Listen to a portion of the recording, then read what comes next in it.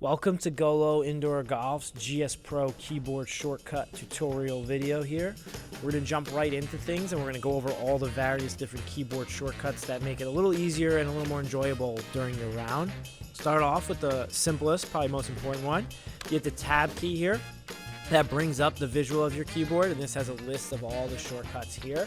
So you can use this. We also conveniently have a list and this image both printed out next to each bay, so it's a little bit easier to use the list or the keyboard that we have printed out. This way the keyboard isn't taking up a majority of your screen as you're trying to use the various shortcuts.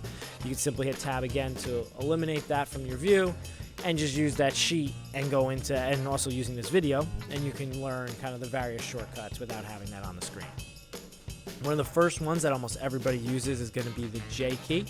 If you tap on that J key, it'll zoom you in to your target, and this you can even adjust your aim using the arrows, so you can aim yourself wherever you would like. A lot of players while using this will also use the Y key. That turns the heat map on the green so you can see the slope of the green. Now you know there is a little bit of a false edge over here to the right. That blue is the lowest point, red would be the highest point in that front left that's kind of blocked. So you can aim yourself a little more safe here and aim a little bit out to the left, knowing that if you do roll on the green, you will break a little bit more towards that hole. You simply tap the J key again. That'll bring you back to your ball, and it will leave you aimed where you had that target. You can either leave the heat map on or press Y to remove those heat maps from the greens. Another way to zoom in on your target is to press the R key. Now you can use the mouse to either drag yourself around, or you can use the arrow keys to move left or right. But this is simply just a view mode. So if I were to aim myself all the way left over here, even left of that TV tower, and press R again, you're going to notice we're actually reset our aim back at the flag. We're not aimed over here to the left of the TV tower. That's just a view. It's not an effective way to aim. You're better off aiming using that J key, zooming in on the hole, and then adjusting your aim using the arrow keys from here. That will save when you back out of that view mode. Now, if you're ever unsure of where you're aimed and you just want to go back to kind of where it had you started, typically it would be at the flag. You press the A key, that will reset your aim. So off the tee, typically aiming you straight.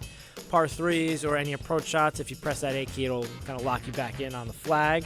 That's a good way to reset your aim. Now, if you hit the S key, it will enlarge our mini map there in the bottom left corner. And you can use the Q key to zoom in, or the W key to zoom out of that map if you want to see more or less of the hole. Press S key again, and that will shrink that map back down so you have more of your screen up here.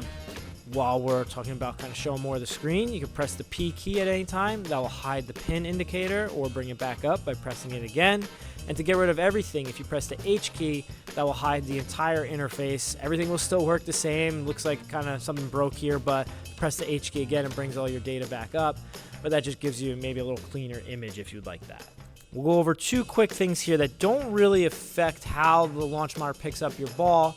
However, if you were tracking stats, you can use the I key and the K key to toggle between different clubs. So I will club down, K will club up. So you'll see it's changing the club in the bottom right corner there. Now, again, it's not going to affect how it reads, but if you are tracking your stats on the range and you want to have the right club selected, you can use that. And if you press the N key, it'll change the handedness of the player. So you can switch between left or right-handed. Again, also won't affect how it picks up the ball, but if you are a lefty, you would want it set to left-handed because it does help the simulator prevent more misreads. It kind of knows where the ball is going to be and where you're standing, so it uses the camera on a slightly different angle. Again, prevents a few of the misreads by simply having that on the correct handedness. Now, if at any point in time you want to see the score, you do have next to each player's name the score up here in the top left. You also have the option to press the T key. This will bring up the entire scorecard so you can see all the holes. You can see future holes, distance. You can see the handicap of the holes if you're giving strokes and you're playing a match. And you also have all your settings down here on the bottom, so you can make sure everything is set up correctly if you were doing a league makeup, or if you thought, oh, maybe we forgot to put gimmies on, or we have the green on the wrong speed. All that information would be visible here, so you don't have to back out and restart. You can double check that, and you can simply press the T key again to get rid of that scorecard. Now, if you ever want to see the entire hole, if sometimes there's a blind tee shot, you can press the O key for a flyover. This will always start you from the tee box. Now, if this is moving a little too slow for you, just as if the ball was in flight, you can always press the Spacebar for 2x speed. So this will speed up a shot or the flyover. So if you're on a big hill and your ball is rolling, you can press that as well. And at any point, if you've had enough of the flyover, you can press the O key again to end it early.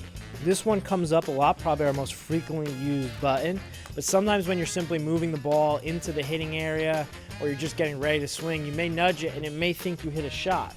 So the easiest way to erase this, or if you hit a shot and you're practicing and you simply want to take a mulligan, you would press Ctrl plus the M key, and that would bring you back to your last shot. Will undo the stroke, so if you were hitting your fourth shot, you'd still be hitting your fourth shot, whatever it may be.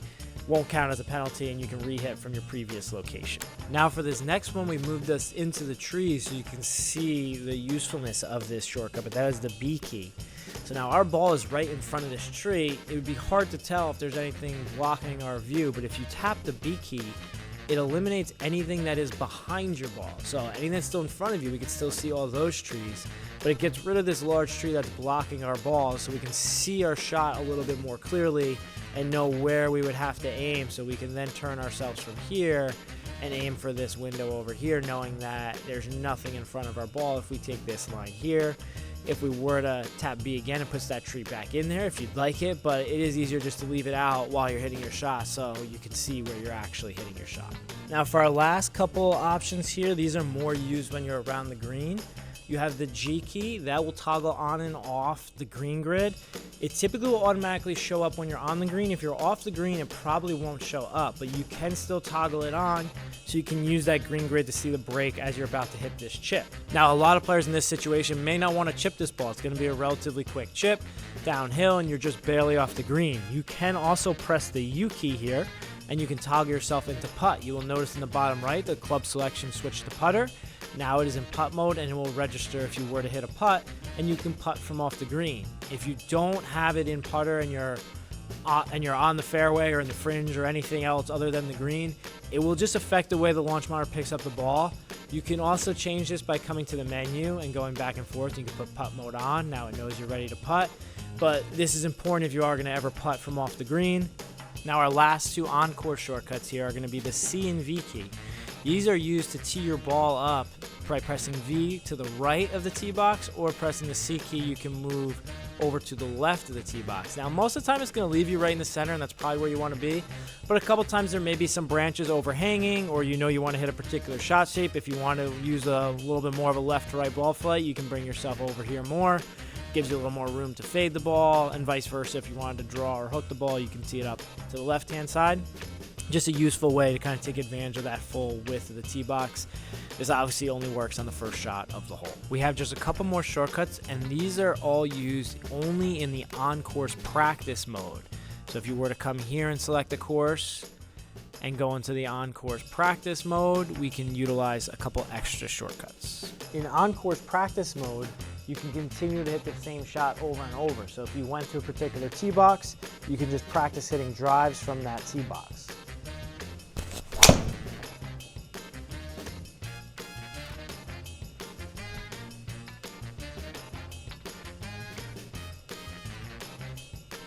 After you hit the shot, it'll simply bring you back to the tee box, so you would keep hitting the same shot over and over. If at any point in time you've had enough practicing the tee shot and you wanted to go to where that last shot just ended up, you can simply press the 8 key and it would bring you to where the previous shot you just practiced ended up, and you continue practice mode from there. You also have the option to toggle back and forth between different holes. So when you're in practice mode and on-course practice mode, you can press the 0 key to move to the next hole, and you can press the 9 key to go back to a prior hole. So you could simply jump around the course, practicing different shots.